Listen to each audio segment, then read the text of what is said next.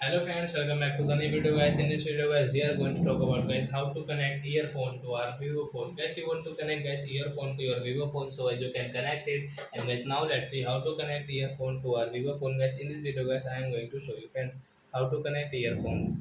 So first of all guys, open your phone setting to connect your earphone. Then guys, click on guys Bluetooth and devices setting. Guys, click on your Bluetooth setting and guys, first of all on your earphone. So we will on it.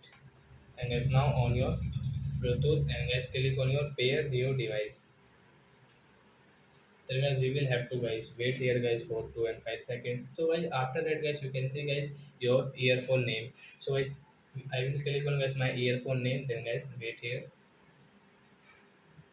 Then guys you can see guys it will connect. Then guys in use for call and media battery. Guys you want to check so you can check from here.